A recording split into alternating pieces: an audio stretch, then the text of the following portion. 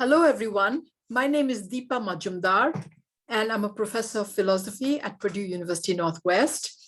This is the second time I'm doing a presentation on the refugee. Some weeks ago, I did one presentation in which I said that fears of demographic extinction should not get in the way of kindness towards the refugee.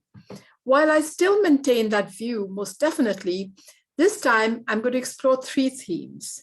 The first is whether there are limits to that kindness. And here I'm going to discuss the view of His Holiness, the 14th Dalai Lama, on Europe and refugees. I admire him very greatly. Second, I'm going to speak of some young activists who are facing criminalization because they've been helping refugees, which is really atrocious. And third, I'm going to speak of the voice of, or the words of a particular Stoic philosopher on the state of exile, meant to comfort those who are in exile. So first, beginning with the words of the Dalai Lama and the question of whether there are limits to our kindness to the refugee, I can think of two kinds of limits. The first is, and it's not out of narrow identity politics, but a broader view, even if it's identity related. The first has to do with the fear of terrorism, and this is not what the Dalai Lama is speaking about. This is something I'm speaking of, that it is a fact of our times that terrorist groups can exploit or may exploit the refugee situation to enter Europe or any other country, prosperous nation, whatever the nation be, to wreak havoc. And so definitely, this is not a limit to our kindness to the refugee, but rather a vigilance that has to go alongside kindness to the refugee. I don't know that that this vigilance should necessarily get in the way of the kindness. But his Dalai Lama's point, when he says Europe is for Europeans, I don't think that statement should be taken in isolation, out of context, nor should it be bashed the way social media has bashed it. I think it has to be understood in its proper context, which is the very nature of Europe. The same Dalai Lama has also said, has really urged nations to be kind to refugees. He has said, give them, shelter them, something to the effect, be kind to them, shelter them, teach them the necessary skills, give them temporary visas. And then, once their countries are in better conditions, they can return back because Europe is for Europeans. So what does it mean by Europe is for Europeans? I think what His Holiness is doing is recognizing the difference between different nations. That's the first thing that strikes us, right? That different nations are really different.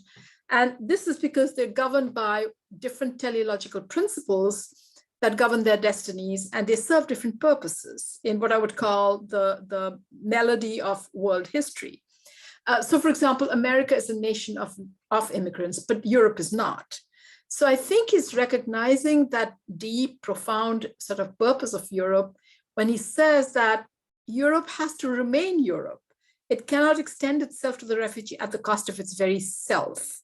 And so he's not saying turn away refugees. This is not a bigot speaking at all, quite the opposite. He's a humanitarian par excellence. His Holiness is a citizen of the universe and is therefore looking out for Europeans as well, seeing both sides of the issue rather than just one side.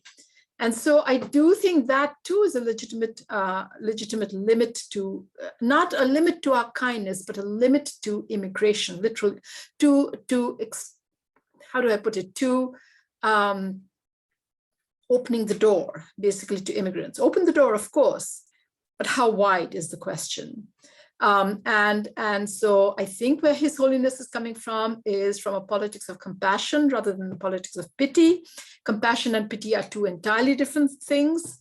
Pity blinds us and makes us very subjective, but compassion which is not a feeling, it's a state of being, opens our inner eyes, so to speak, and makes us much more objective and humanitarian and universalist.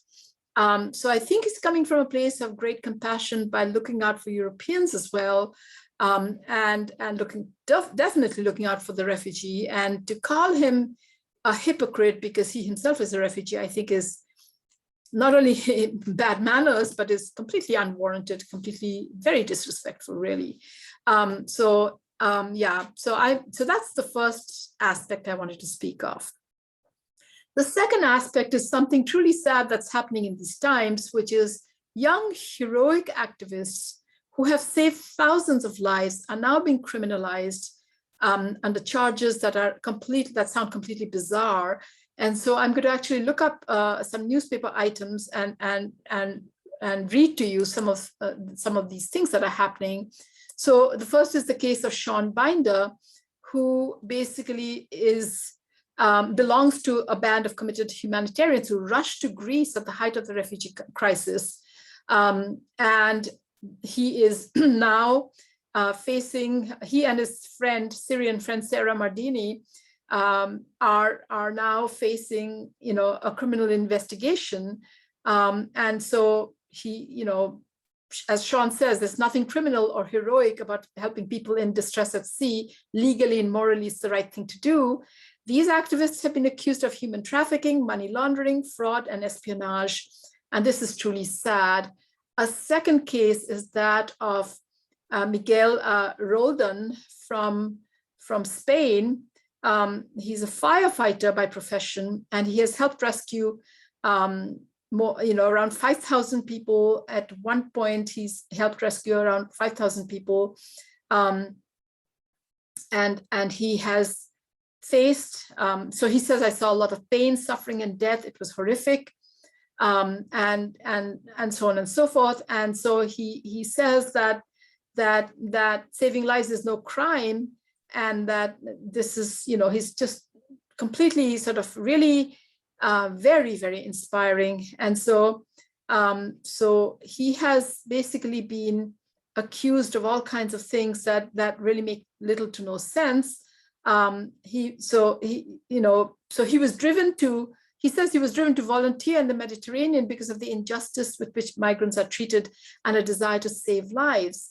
He reveals that his most haunting memory was rescuing a mother who was screaming for her baby, which was on a half-sunk ship surrounded by floating bodies. When he went on board, he found the baby dead and signaled this to her. And he added, the look on that mother's face will live with me forever. I felt so helpless.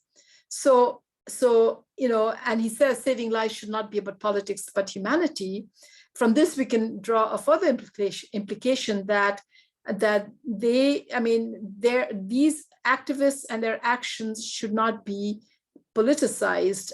They are humanitarian actions, and the realm of the humanitarian is very different from that of politics. And so he and his 6 other crew members are now facing up to 20 years imprisonment after being accused by the authorities of aiding illegal immigration and assisting human traffickers. And so I'm going to stop share here. This is really sad and should not be the case at all. And so it's something that is a true tragedy unfolding in our times. And then moving on from here, I'm sorry, I wasn't sharing screen before. I was looking at the screen before and reading out from there. But I am now going to share screen to share with you these beautiful words of a Stoic philosopher, a Roman Stoic philosopher, who was born between 10 years after Christ and 20 to 30 years after Christ, and died after the birth of Christ, and died in the Common Era around 101. And I'm going to share with you his words of comfort to those who are in a state of exile. So instead of just showering pity on them like we do today, he's showering wisdom and stoicism, which is he's trying to strengthen them and telling them that exile is not that bad if you think about it, okay? So I don't think he's addressing the physical trauma of exile or the mental trauma, but rather what happens after that of longing for one's homeland. And that longing, he's suggesting, is not even very rational because what you've left behind are not real friends, et cetera, et cetera. So I'm going to share screen here and share with you I'm going to share with you not this item, but another one. So I'm going to stop share here. Sorry about that. I'm going to share screen again for another for a set of quotes from him. And so here it is, not quotes, but an explanation of what he said, or rather, a recounting of what he said. Hearing an exile lament because he was living in banishment, Musonius consoled him in somewhat the following way. When he asked, should anyone who was not devoid of understanding be oppressed? Why, he asked, should anyone who was not devoid of understanding be oppressed by exile? That's his first question. Continuing, he says, it does not in any way deprive us of water, earth, air, or the sun and the other planets, or indeed even of the society of men, for everywhere and in every way there is opportunity for association with them, meaning with men. What if we are kept from a certain part of the earth and from association with certain men? What is so dreadful about that? Why then, when we were at home, did we not enjoy the whole earth, nor did we have contact with all men, but even now in exile, we may associate with our friends, that is to say the true ones and those deserving of the name, for they would never betray or abandon us. But if some prove to be sham and not true friends, we are better off separated from them than being with them. So this is something that I wanted to share with you, because it's just so profoundly wise and so different from, today we sort of lack wisdom and all we shower is sympathy. And sympathy is very, necessary sometimes, but it doesn't necessarily strengthen a person. And so I think the words of Musonius are very, very strengthening, because he's pointing to a sort of stark objectivity that, when we are in a state of exile, we tend to romanticize what we left behind, but what we left behind could not have been that great. Otherwise, we would not be in a state of exile. So why lament that? And nothing is stopping us from making friends where we are now. Nothing is stopping us from enjoying the earth, etc. now. So it's meant as a word of sort of strengthening people in a state of exile. Thank you so much for listening. And I hope you will support the cause of the refugee in your own way, in your own unique way, and make room in your hearts for the plight of the refugee, especially the young children, especially those in a state of trauma. And the least we can do is give them warm hugs and welcome them in safer shores. Thank you again, and I hope you enjoyed this presentation.